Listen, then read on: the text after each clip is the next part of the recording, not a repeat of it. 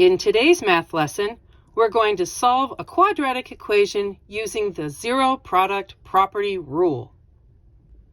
In working through this lesson, what's happening is that you are given the factors of a quadratic, and you're going to use those factors to determine the actual location of the x-intercepts, the zeros, of that quadratic.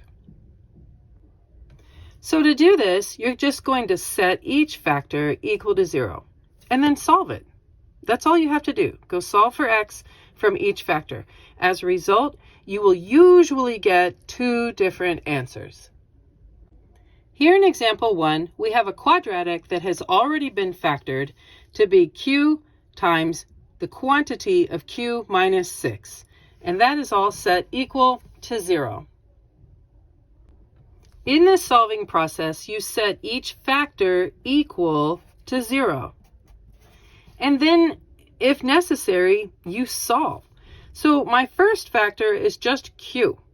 So q equals 0 is already solved. There's nothing left to do there. In my second factor of q minus 6, hey, let's solve for q. Add 6 to both sides of the equation, and q ends up equaling 0 plus 6, which is 6. So as a result, my two zeros, my two x-intercepts of this quadratic happen to be at the locations of 0 and 6. In example 2, we have the quantity, the factor of g plus 9 times the quantity, the factor of g plus 5. To find out where this quadratic crosses the x-axis, we set each factor equal to 0. Now let's go about the process of solving for g. So g plus 9 equals 0.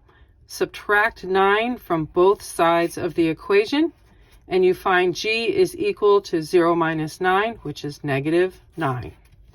For our other factor, our other quantity, we have g plus 5 equals 0. Subtract 5 from both sides of your equation and get g equals 0 minus 5, which is negative 5.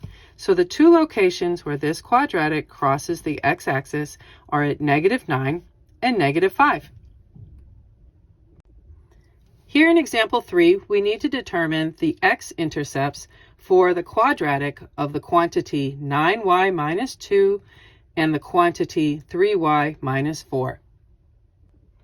In setting each of our quantities, each of our factors equal to 0, let's begin solving for y. So you know, in order to solve for a variable, it is important to remove the adding or subtracting piece first. So let's add 2 to both sides of our equation, making 9y is equal to 2. And then, to finish this out, remembering that a letter and a number side by side are multiplying, and the opposite of multiplying is dividing. So we divide by 9 on both sides of our equation. As a result, our first x-intercept will be 2/9. Yeah, it's just fine. You can have a fraction or a decimal. There's nothing wrong with that. From our second factor, our second quantity, let's begin solving for y. So add 4 to both sides of your equation, getting 3y is equal to 4.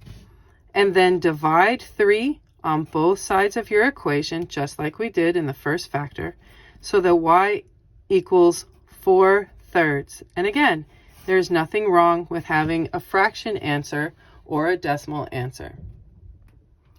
In example 4, we need to find the x-intercepts for the quadratic with a quantity that is factored of 8q plus 7 times the quantity 5q minus 4.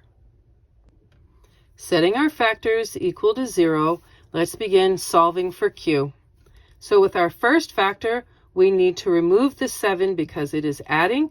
So we will do that by subtracting it on both sides of the equation, leaving us with 8q equals a negative 7. Divide by 8 on both sides of your equation with a result of q equaling negative 7/8. That might be a scary fraction, but there's nothing wrong with it, so you're just fine. In our second factor, we're going to start by removing the 4 by adding it to both sides of our equation, remembering that to get rid of something, away from a particular side of an equation, you always do the opposite of what's happening right now. So we're going to get rid of the 5 by dividing it on both sides of the equation, leaving us with q equals a positive 4/5. Yeah, both of your answers are fractions, and that's just fine. In our fifth and final example, we're going to find the x-intercepts by solving the quadratic that has a quantity of 3r plus 4 times the quantity of r plus 4. Again, we start this process by setting each of our factors equal to 0. Now let's solve for r. So we do that by removing the 4 that is currently adding by way of subtracting. Whoops. By way of subtracting on both sides of the equation. So we have 3r is equal to 0 minus 4, which is negative 4. And then we simply divide by 3 on both sides of our equation so that r is equal to negative 4/3.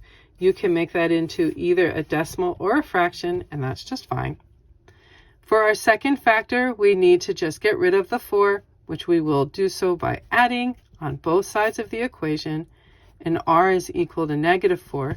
This time I do not have a coefficient in front of the r, so we are done solving on that side of our quadratic.